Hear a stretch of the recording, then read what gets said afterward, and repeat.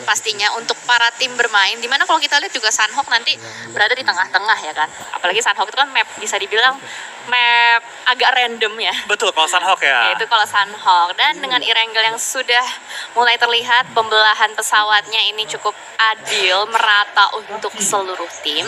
Harusnya semua tim nyampe lah ke kota mereka, harusnya nggak ada fight-fight yang terpaksa terjadi di awal-awal. Harusnya, karena dengan pesawat seperti itu nggak memaksakan tim untuk bertemu lah di early ketika sedang berusaha untuk merebut vehicle ataupun merebut scrapping area. Tapi kita lihat seperti apa, karena kemarin mereka sudah melalui hari pertama dan harusnya sih untuk drop zone mereka sudah kulik sepenuhnya untuk keseluruhan tim. Jadi harusnya tidak ada yang bakal tabrakan, tapi circle-nya nih Flo. Oh, tapi kalau kita lihat tadi ya, di Rozhok ada dua tim yang cukup berdekatan, mungkin saling mengincar kendaraan-kendaraan. Mungkin kita bakal melihat fight-fight kecil terjadi di area Rozhok. Kalau gue kemarin ya, dari tim DG itu perlahan dengan game berjalan bermain dengan semakin galak. Menurut gue DG ini merupakan tim yang patut diwaspadai pada hari ini. NFT juga bermain dengan sangat baik, sangat apik kemarin, sangat rapih. Tapi baik lagi, menurut gue pribadi gitu ya, terlepas dari status mereka, menurut gue DG, menurut gue juga dari tim NFT udah saatnya gitu kembali ke PMPL, karena bisa dibilang season lalu merupakan season yang kurang maksimal bagi kedua tim tersebut, tidak lolos kembali ke PMPL. Dan menurut gua untuk sekelas tim NFT dengan roster yang penuh pengalaman, dengan tim DG dengan roster yang penuh pengalaman juga, harusnya mereka sudah bisa melampaui sih tahap PMNC. Seharusnya ya kan. Tapi masalahnya juga Flo, player-player PUBG Mobile sekarang ya, terlepas dari player-player yang udah bermain di PMPL, itu gimana ya, gameplay mereka tuh nggak kalah saing gitu loh Itu dengan dia. tim-tim yang bisa dikategorikan sebagai pro player tingkat nasional ya. Betul, karena kalau lihat di tim-tim, nggak usah tim-tim yang relegasi ya, tim-tim yang masih bertahan di PMPL juga, banyak dari roster mereka itu udah ibaratnya penyegaran ya. Munculnya player-player yang baru, yang masih haus, dan mungkin player-player yang namanya mungkin baru bermunculan. Kayak kita tahu sekarang Red Face, itu kan player yang sejak PMPL ada, dia baru mulai menonjol.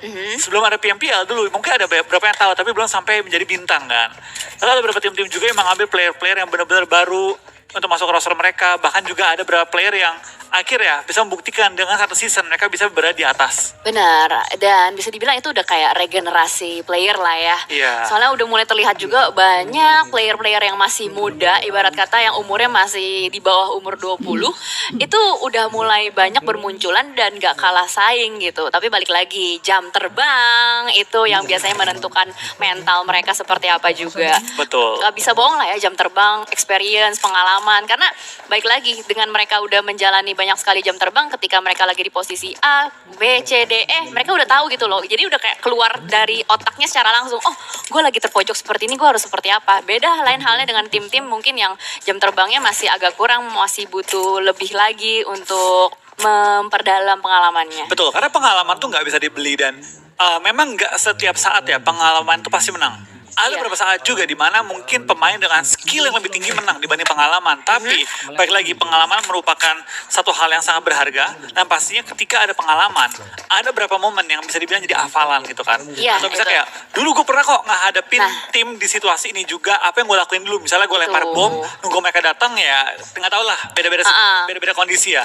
Tapi pengalaman-pengalaman tuh yang mungkin di beberapa saat bikin kita bisa ngebalikin keadaan yang mungkin sekiranya dilihat penonton, dilihat caster, abis di tim.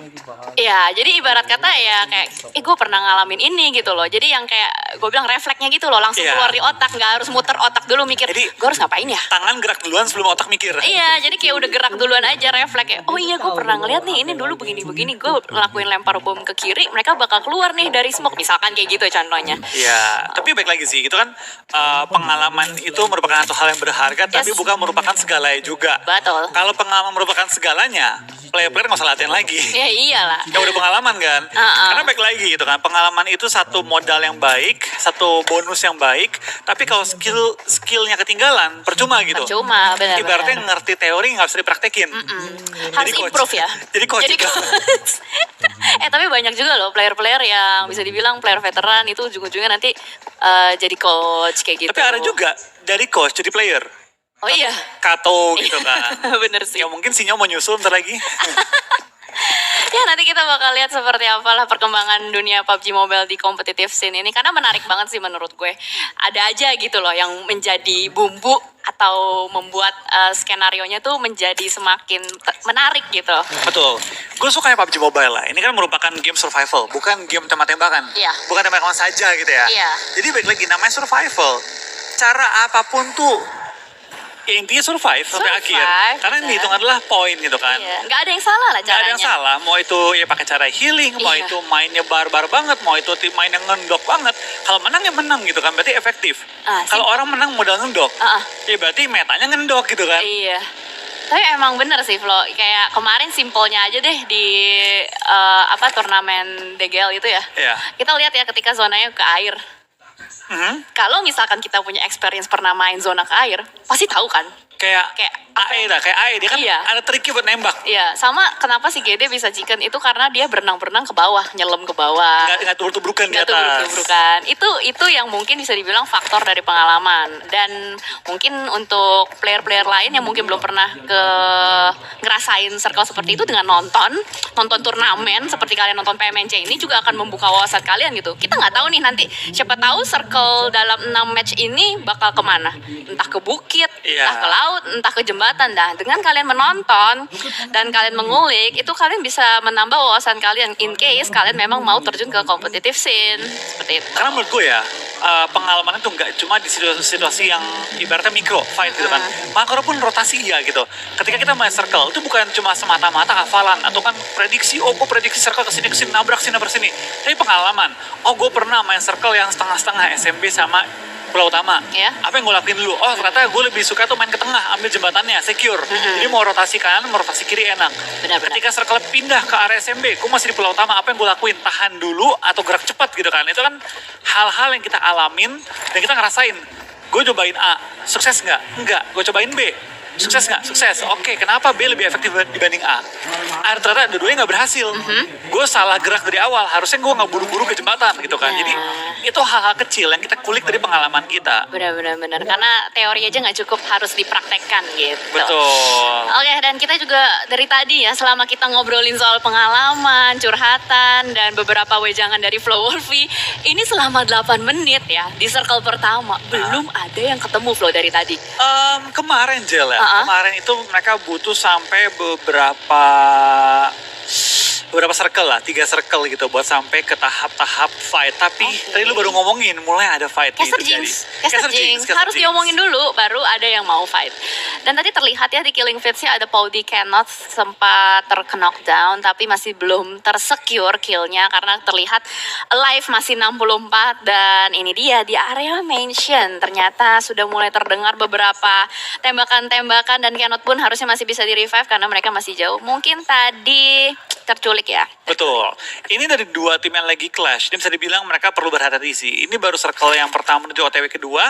Dan menurut gua bukan saat fight yang baik banget juga. Karena circle pertama, circle kedua, biasanya kalau fight tuh nggak terlalu worth it ketimbang fight di circle-circle akhir. Circle akhir, kenapa worth it fight? Karena kita bakal fight untuk dapetin posisi. Gitu kan. Karena circle ketiga itu kan kayak gini bacaannya. Circle rotasi itu biasa circle 1 sampai 4. Mulai circle 4, 5, 6, 7, 8 sampai habis itu nggak banyak rotasi, itu bahkan fight kita. Fight buat masuk ke zona. Karena jaraknya cuma 150 meter ke arah zona, tapi fightnya 2 tim sekaligus. Benar, jadi lebih ke arah gue butuh compound ini, gue butuh area ini, jadi gue harus retake. Jadi harus Betul. gue kalahin tim Atau yang ngambil itu kan. Gue harus gerak, dia belakang gue. Kalau Iya. gue nggak clear, dia nembakin gue. Benar. Atau ketika gue maju gue bonyok, dia bakal nabrakin gue. Jadi gue harus clear dia dulu supaya jalur gue ke depan enak. Jadi circle keempat ke atas tuh fight bukan cuma untuk sekedar cari poin, tapi untuk merebutkan posisi. Sedangkan circle 1 sampai 3 kita fight itu kayak nembakin orang lewat, atau kita lagi checkpoint ada orang kebuka, tembakin 1-2 orang gitu kan. Iya, lebih ke arah zoning out aja, atau mungkin warning shot mungkin kalau misalkan di circle awal ya. Dan tadi pun ada yang terjatuh kalau nggak salah lihat dari killing feeds-nya, entah mungkin lagi rotasi, terjatuh dari mobil atau apa. Yang pasti semua tim lagi berusaha untuk mendapatkan tempat terbaiknya untuk sampai ke checkpoint-checkpoint berikutnya. Karena seperti yang udah dibahas juga tadi sama Flow Wolfie, circle 1, 2, 3 adalah waktunya mereka untuk rotasi semakin dekat ke dalam circle-nya. Makin kecil circle-nya, semakin penuh isi dalam play zone tersebut. Betul. Kita bakal lihat juga dengan circle kedua sudah menutup OTW ketiga, semua tim sudah mulai bergerak. Circle pertama itu jarang ada fight. Circle kedua mulai ada saling melihat. Circle ketiga mulai berdempetan, circle keempat mulai bergesekan. Tapi tampaknya kita bakal diri mulai nembak juga ke arah tim One Uno yang sedang melakukan rotasi di tengah-tengah lapangan. Tapi baik lagi, circle kedua hanya sekedar saling melihat, cobain aja tembak, nggak mau terlalu komit juga, nggak mau terlalu wasting time karena butuh spot yang enak untuk rotasi ketiga dan selanjutnya. Benar, ini juga udah hari kedua ya, sisa 6 game yang harusnya tidak mereka sia-siakan. Tapi sementara kalau kita lihat, ada satu player yang sedang membuka jalan. Kali ini ada seorang Dubs, wow, hampir meleduk, baginya sudah berasap. Masih berusaha untuk dapetin apartemen area school, tapi rotasi dari Young Boys nampaknya diacak-acak oleh tim Echo. Betul, kita bakal lihat juga dari tim yang bertahan. Nampaknya cukup banyak yang sudah mulai harus saling menembak, saling beradu, tembak-tembakan juga. Dan sementara waktu, kalau kita perhatikan sana dari tim XQ langsung mengambil daerah apartemen yang juga udah dipantau oleh tim Eko yang sudah set up di daerah pegunungan 31 kali ini ya. Bahkan enggak, dua-dua ini mereka setupnya. Cukup menarik setup dari Eko, bisa mendapatkan beberapa angle shot ke arah tim XCB yang sedang melakukan rotasi, tapi harus XCB masih cukup selamat. Dubs pun darahnya low, tapi masih bisa mendapatkan cover, sehingga informasi yang cukup penting untuk kedua tim ini. Betul, dan kita bakal lihat juga dari tim Eko tampaknya bakal coba fight, tapi di lain sisi NFT, tim yang patut diwaspadai oleh tim-tim lain mulai harus berhati-hati karena kehilangan seorang Ramones di circle kita yang kedua. Ini baru mulai masuk game 12, baru orang pertama dipulangkan ke arah lobby, butuh 12 menit untuk memulangkan orang ke arah lobby. Ya, benar banget. Dan itu adalah tim NFT yang tadi sempat terlihat di map. Mereka melakukan rotasi dari arah jam 6, masuk dari Pulau Selatan. Berarti keramaian harusnya berada di arah jam 5. Ya, betul sekali, itu mapnya sudah mulai terbuka. Sudah ada beberapa tim terspot di bagian shelter prison farm yang sedang berusaha untuk memikirkan cara bagaimana ya rotasi ke arah dalam play zone-nya. Betul, ini kalau menurut gua ya bakal rame adalah ujung-ujung dari Yesnaya. Dan juga di bagian tebing-tebing danaunya. Biasanya itu menjadi tempat yang inceran banget. Karena kan center banget tadi kan. Benar. Tapi baik lagi, kalau kita center terlalu cepat, kita bakal jadi incer-inceran tim lain juga. Bakal jadi sayur-sayuran tim lain. Ya mungkin cuma tapping-tapping doang. Tapi kalau yang tapping 3 tim, 4 tim, banyak juga kita lama-lama. Sama aja gitu kan ya. Dapetin peluru dari berbagai sisi. Dan sementara kalau kita lihat juga dari tim lain, nah ini dia lagi iring-iringan ya kan. Lagi San Mori cek juga dari tim Gado-Gado dan Power Danger.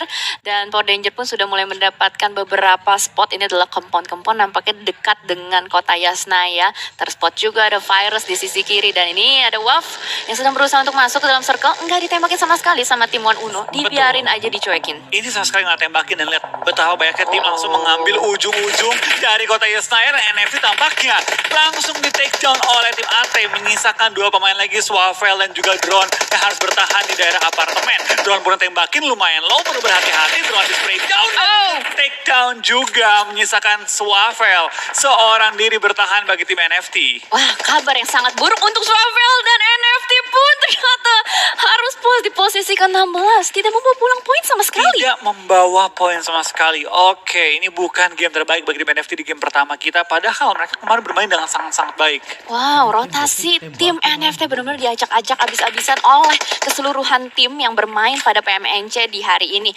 Berarti kita bisa melihat ya betapa ramainya tim-tim yang sedang berusaha untuk mendapatkan poin-poin lebih lagi. Mereka benar-benar haus akan poin. Mereka butuh soalnya untuk mendapatkan slot top 8 pada hari ini. Tapi kita lihat juga ya, selain tim-tim yang clash di daerah dalam Yasnaya, ada juga beberapa tim yang bertahan di bagian luarnya.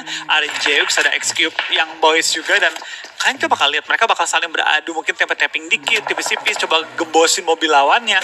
Dan mungkin di Yasnaya lagi berharap please zona ke Yasnaya. Tapi kalau buat penonton, keluarlah dari Yasnaya zonanya, jangan deket-deket lah sama Yasnaya. Ya untuk penonton sama caster pastinya kalau bisa keluar open field ya. Kalau mau ke danau. Nah itu dia, danau ke air lagi dong. Gak apa-apa. kita penonton itu menganut teori dan meta air. Meta Maunya ke air air. terus gitu. Iya biar seru gitu kan, kayak jadi fun match ke berenang-berenang doang. Betul. Oke. Tapi kalau buat pemain ya jauh-jauh dari air dah.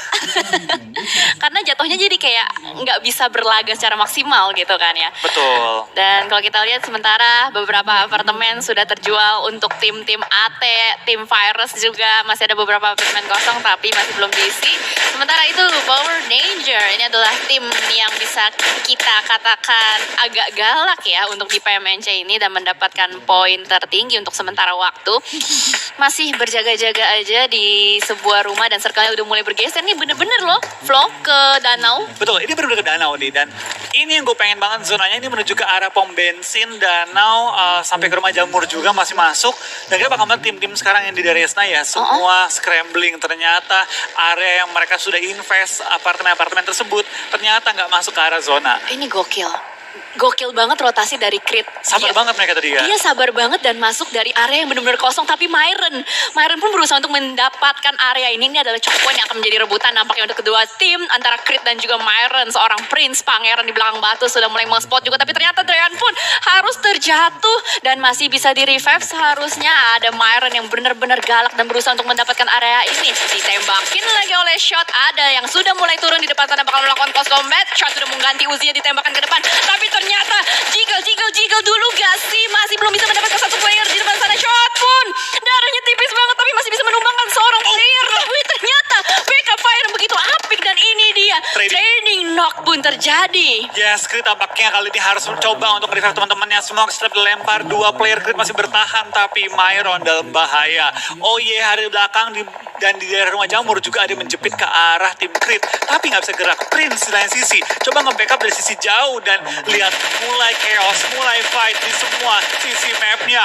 Myron pun langsung menabrak ke arah pom bensin. 4 orang Myron masuk langsung ke dalam areanya dan spray down dari jarak jauh oleh Prince. Coba nge-backup anggota Creed lainnya. Yes, Prince kali ini benar-benar memberikan tekanan terhadap tim Myron yang sedang berusaha untuk melakukan revive di belakang mobil. Masih ditembakin terus-menerus oleh dengan spot kembali di spray kembali, tapi ternyata masih belum cukup dan itu dia tim Myron pun harus terjatuh satu persatu kembali. Baru selesai di revive harus terjatuh kembali dan ternyata ada third party yang sudah mulai datang. Mobil pun sudah mulai meledak juga. Creed berada dalam posisi yang terjepit. Ya, tapi mereka berhasil meng-clear lawannya juga. Ini posisi yang sebenarnya high priority banget dari tim Creed. Ini tempat yang terenak menurut gua, tapi lihat dari tim Virus juga sedang melihat, mengincar dan lagi mengintai tim Creed yang mendapat tempat terenak. Karena tempat terenak merupakan tempat yang teramai. Dan kita bakal ada tim gado-gado bakal coba meng-clear tim Wave yang masih berada dalam asap, dan tampaknya tim Wave kali ini diketik dan one by one tinggal menyisakan satu player lagi yang bertahan. Yes, oh ini dia, the party has started.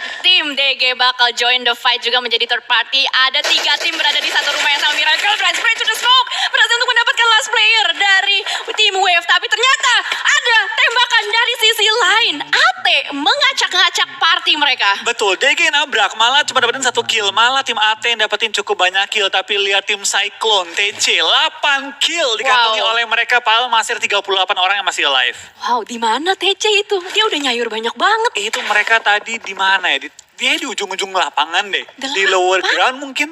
8 loh, banyak masalahnya loh. banyak banget loh itu. Banyak dan tidak terspot dari tadi. Mungkin di killing feeds-nya aja tuh.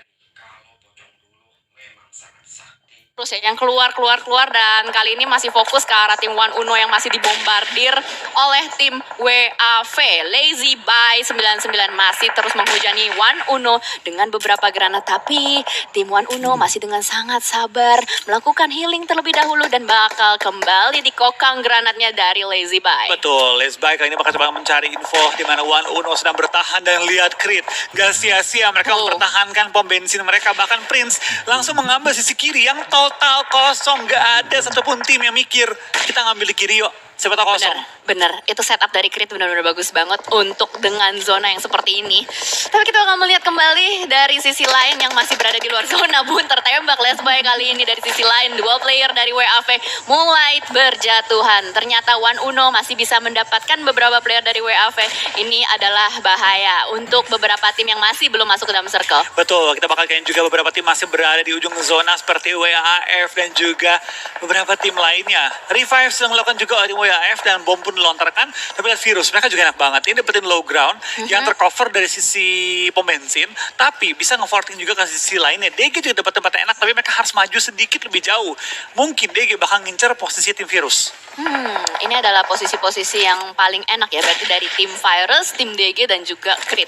Ternyata Myron satu player masih survive juga, masih menjadi last man standing dari tim apa tadi sih? Oh, Myron. Dan sementara itu juga kali ini tembak-tembakan mulai terjadi kembali. Ada tim Jeux juga will join the party kali ini. Benar-benar sempit sekali areanya. Semuanya berusaha untuk merebut bagian pom bensin dan low ground milik Virus dan juga Creed.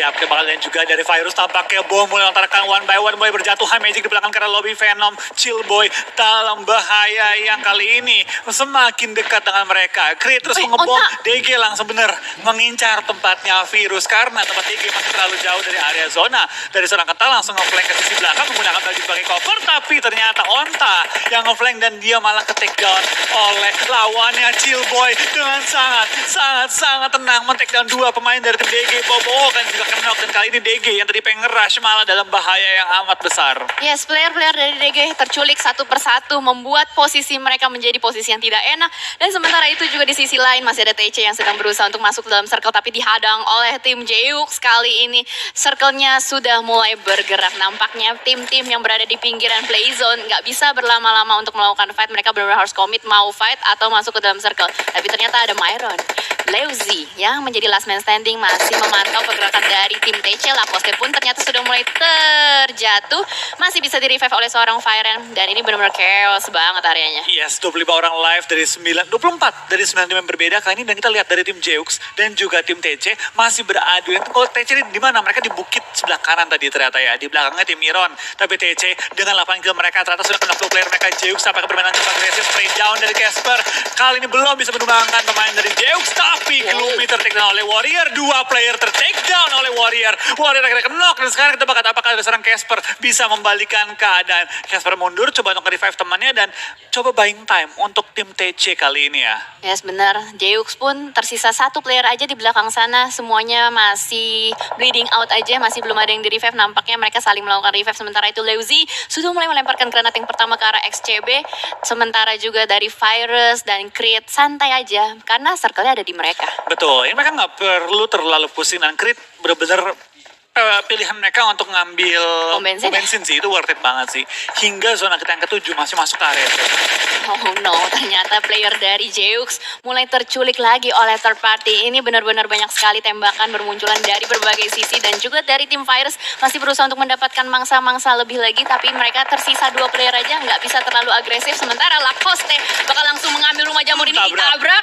Last man standing dari Myron, apakah bisa survive? Karena semuanya sudah mengarah ke arah rumah jamur ini. Wow, rumah jamur yang di-sharing untuk 2 tim ya. Tapi Jeux bakal berhasil juga oleh Warrior. Kali ini Gloomy lumayan low, belum berhasil ditumbangkan dan bakal masuk ke mobil ke arah air.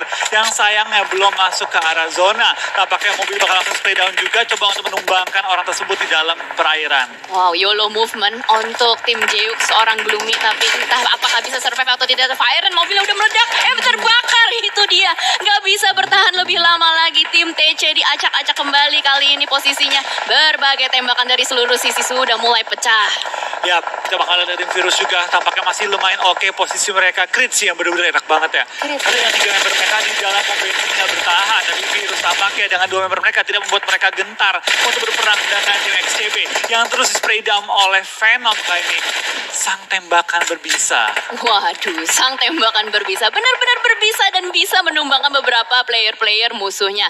Dan sementara juga semuanya bertahan, terus berusaha untuk mempertahankan posisi yang mereka miliki. Tidak ada tim yang masih lengkap berempat, semuanya pincang kecuali XCB yang mungkin ada kemungkinan masih bisa melakukan revive terhadap teammates-nya. Ya, kita bakal lihat juga dari Iri lumayan low apple-nya tapi masih bisa bertahan. Lihat dari Creed tinggal nyayur-nyayur aja ke arah lapangan di mana orang-orang sedang proning dan sangat terbuka untuk tembakin Adrian menambah kill lagi. Ini benar-benar nyayur aja sih. Ini mode nyayur on. Mode nyayur on untuk tim Creed ya, karena posisinya mereka punya 11 sebuah rumah yang bisa dijadikan untuk defense. Dan tim-tim lain mereka di open field cuma bisa memanfaatkan fortingan, obstacle, smoke juga. Tapi kita bakal lihat seperti apa circle berikutnya. Ini kalau misalkan circle berikutnya keluar dari pom bensin, nah Creed-nya harus mikir lagi nih, muter otak lagi dia. Betul, ini menurut gue yang paling enak adalah tim TC sekarang ya. Karena mereka punya high ground dari atas rumah jamur mereka, bisa ngeliat ke semua angle. Dan tim lain berada di sisi yang jauh dari mereka. Paling satu orang doang yang ngumpet, itu harusnya XCB di sebelah tim TC. Ya, betul. Dan kali ini juga kamera bergeser ke arah tim DG. Yang ternyata tersisa 2 player aja, Tama dan Kental yang masih bertahan di bagian lower ground. Tidak membuat pergerakan yang begitu berisik. Hanya memantau aja tim-tim lain dan circle-nya pun ternyata mengecil ke arah luar pom bensin. Betul, ini PR banget sih. Tapi harusnya tim TC itu enak banget. Mereka punya high ground, mereka juga masih ada 3 anggota mereka. Dan sementara ini tidak ada tim yang masih sehat kondisinya. Karena semuanya sudah ada player yang pulang ke arah lobby. Cuma Creed dan juga TC masih punya 3 member. Oh iya, bakal ditembaki juga oleh seorang Adrian. Nampaknya kakinya sedikit nongol dan dibawa kendaraan. Ada celah yang akhirnya menumbangkan Adrian ke arah lobby. Yes, bener banget. 4 tim tersisa kali ini, Creed, TC, Virus, dan juga DG. Siapakah yang akan mendapatkan winner-winner chicken dinner? Dari tim TC sudah mulai melakukan setup smoke juga ke arah airdrop. Mungkin airdrop akan dijadikan obstacle untuk tim TC, tapi Creed shot sudah mulai benar-benar membuka shotnya ke arah depan. TC agak sedikit kesulitan untuk bergerak. Dan sementara juga ada tim lainnya sudah mulai menembaki. Ternyata TC Lacoste lagi-lagi mendapatkan mangsanya. Virus chill boy ditangkap dan itu dia Venom. Last man standing yang tidak mampu bertahan lagi. 3 tim tersisa, Creed, TC, dan juga DG. Yes, tapi sekarang muncul PR terberat dari tim Creed keluar di area pom bensin. Dimana di tim TC lihat nyebaran mereka langsung rapi banget. Langsung coba untuk memotong semua angle yang bisa diambil. Tapi lihat DG, mereka tahu bahwa kali ini mereka kalah jumlah anggota. Cara mereka menang gimana? Tarik kaki lawannya. Ya, benar-benar literally tarik kaki. Mungkin dari celah itu pom bensin kayak mungkin bisa kelihatan nih oleh Kental. Itu dia lagi berusaha untuk membuka angle shot. Itu pinggangnya Adrian kelihatan dari lower ground. Sabar kali ini. Dan kita bakal lihat dari Adrian tampaknya harus berhati-hati karena sebelah mereka ada Kental yang pengen coba menumbangkan mereka. Yes. Nah, barang bom dilempar juga dan menumbangkan Adrian langsung ke arah lobby hampir dengan Drean juga. Wah, ternyata ada satu mobil yang belum meledak secara utuh, membuat pedang bermata 2 ya di dalam area milik Creed. Dan sementara juga kalau kita lihat, wah shot, dia lagi berada di atas bagi, berusaha untuk membuka angle shot ke arah depan. Tapi ini Kental benar-benar berbahaya banget loh. Betul, dia langsung mendekat ke arah tim Creed, coba menumbangkannya mereka terlebih dahulu. Sedangkan dari seorang Tama ya tadi ya, dia masih nge-split ke arah kiri dan mungkin bisa meng-backstep tim TC malah.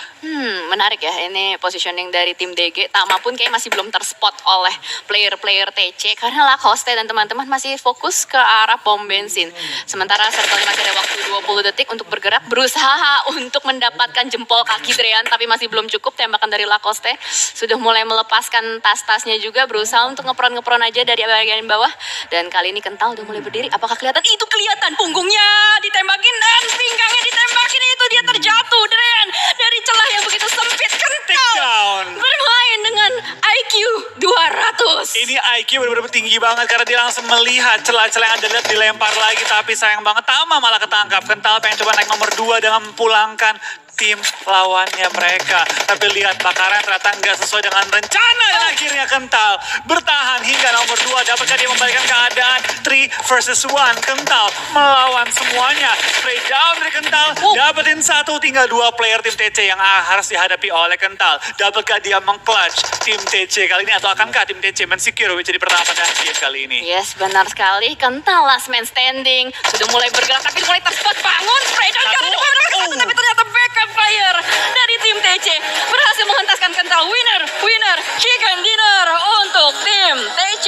Yes, pada game kali ini ternyata tim TC dengan kill yang banyak di awal-awal, dengan jumlah anggota yang banyak juga bertahan hingga akhir, menyebar dengan rapi, berhasil mendapatkan WWCD di game kita Irenggo pertama. Senang banget buat game dari tim Cyclone, tidak mengandalkan aim saja tapi positioning rapi banget. Iya, benar banget.